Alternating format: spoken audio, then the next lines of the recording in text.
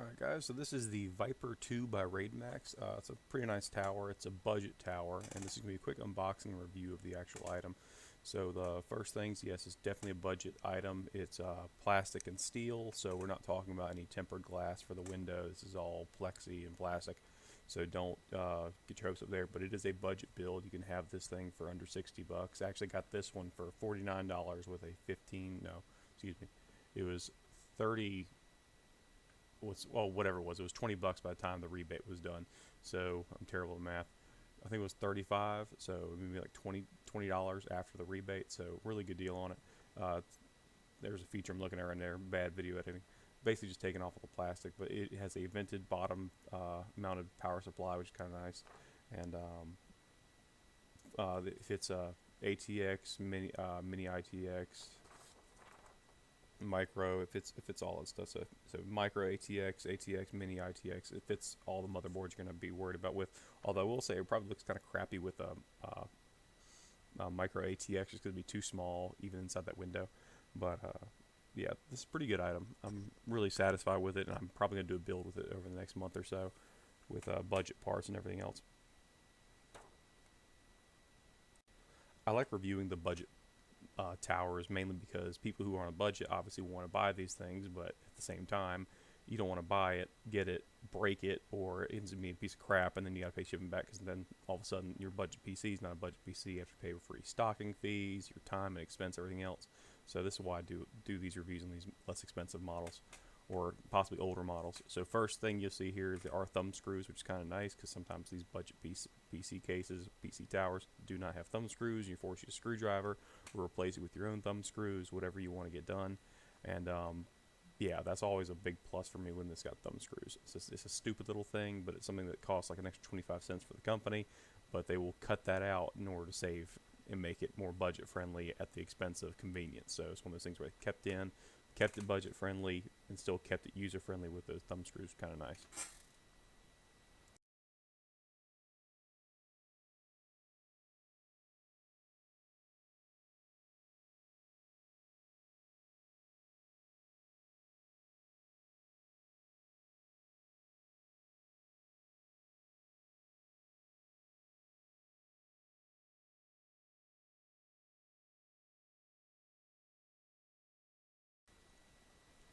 Alright, the next thing, it has a USB 3.0, USB 2.0, and HD audio cables, as well as the push buttons up there. What I like about this compared to actually another case I did recently, another build I did recently, was the top of the case, the top plastic portion, is completely independent of the front. So with my other case, they actually had some, the power buttons were wired in and connected in a way that basically made it so you couldn't separate both of them out without like undoing wires and stuff. So this is kind of nice because it means all your power buttons, all your switches, they're up on the top. So you can take the top off and pull everything out and basically just skeletonize this thing when you're building with it. So it's kind of nice. The front of the front panel, it has a little door, which it's actually my first PC I ever had that was built for me had a door, and I was like, well, that's kind of stupid. But then I bought a PC case and built one without a door, and realized that if I sat there and took out those little 5¼ inch panels to put in a disk drive or anything else, they were kind of sunk in, and it threw off the lines of the entire rig. So I ended up not putting in a $20 DVD drive that I kind of wanted in there, because it would just mess up how the front of the case looked. With this, you don't have to worry about that. You put in 3 things that can be ugly as sin, because you're not going to open that thing very often anyway. It also has a space for 2 fans front, and that will give you a little bit more cooling. It also has space for 2 fans up top.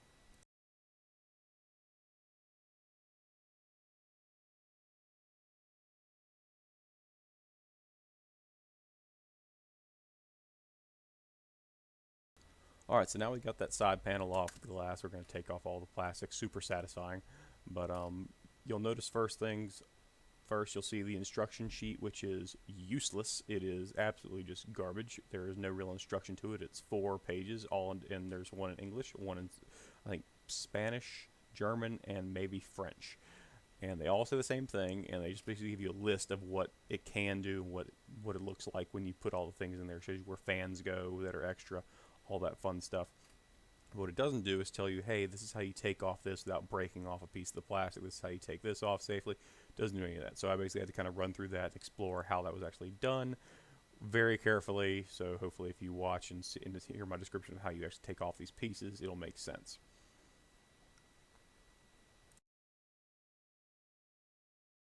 Now, one of the first things I was worried about after I opened that first side panel was, oh my gosh, there seems to be no place for cable management that wouldn't basically just be right in that windowed area and look like garbage. But noting that the window is kind of narrow, you might be okay with it. But the back panel actually has a little dent in it, which is kind of nice. So it might throw the lines of the box off a little bit, but the tower overall looks pretty sleek.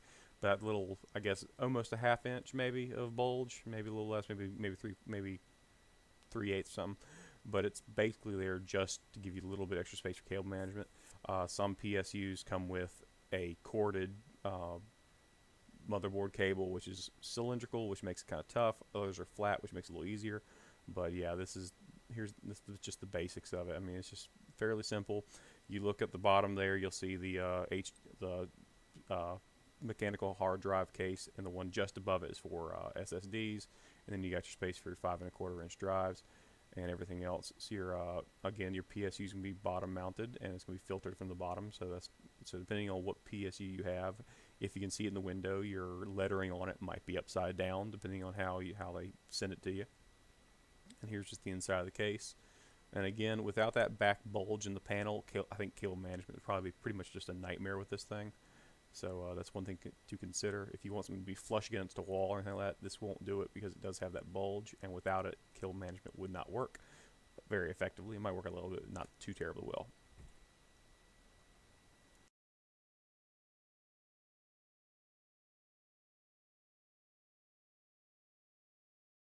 Like a lot of towers nowadays, the offsets come pre-installed for a certain size. If you want, I think you want to go full ATX board, you got to add 3 more offsets, and that'll take care of it. And again, you might have to rearrange depending on where your particular motherboard is set up.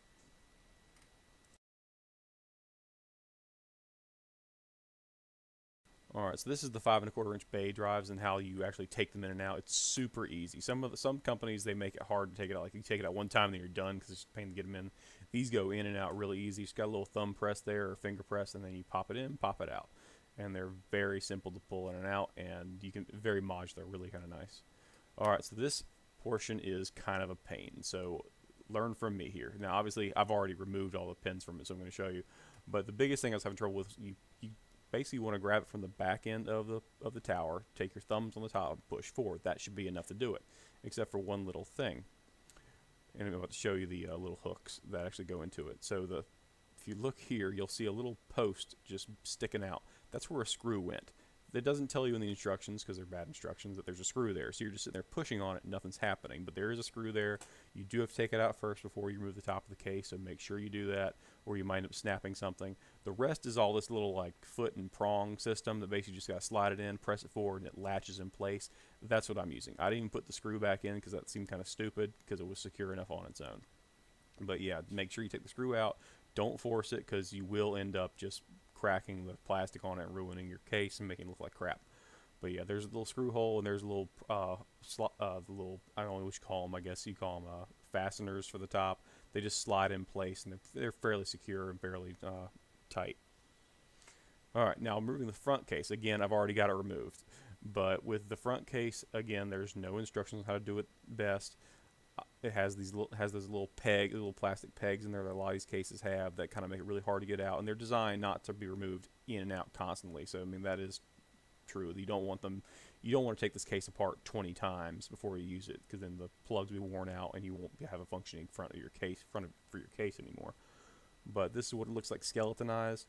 The big thing was I finally had success getting this thing off because there's not a lot of gripping room when you pull from the bottom. So when you see this thing put back together, you'll notice at the bottom there's a gap where the plastic meets the actual skeleton of the steel case. You kind of just move that out first, get a little tug, and it'll pop, and then you can pop off the top and sides and kind of give it some even pressure after that point.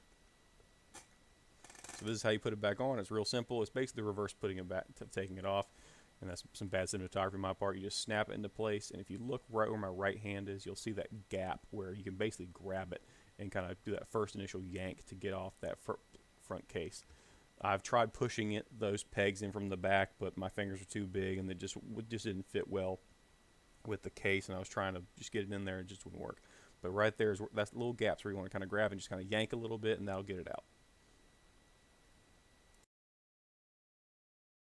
And I'll reiterate again, because all the HD audio and USB hookups and power button stuff was all at the top portion of this case, you can completely skeletonize this case out and do all your installing without ever even touching the top of this case until you want to actually plug in those various items into your motherboard. So you got a way to basically just completely skeletonize this case for install and putting it together. That's very convenient and very nice without having to worry about, while you're installing, scratching the plastic with a screwdriver. So you can separate things out, get everything away from you while you're working on the board with whatever tools you got, and then you get it back on. Now, putting the top of the case back on, it's just trial and error. You just got to line those pegs up. There's 6 of them along the side.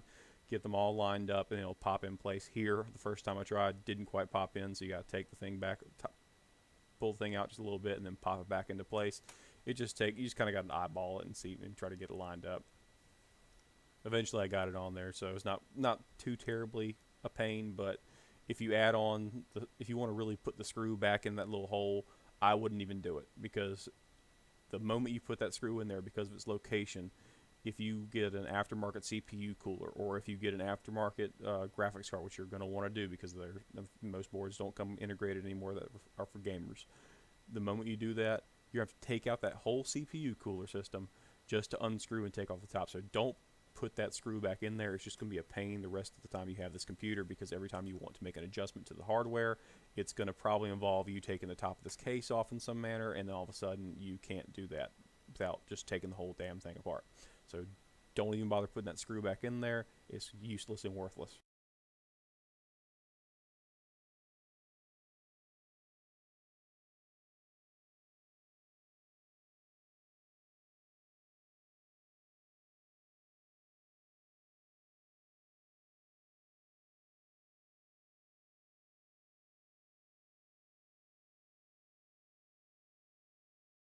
Alright guys, and that is the Viper II case by Raidmax. It is a really cool case, and honestly, on a budget, you can't beat this price. So I mean, I got mine for 20 bucks after a mail-in rebate.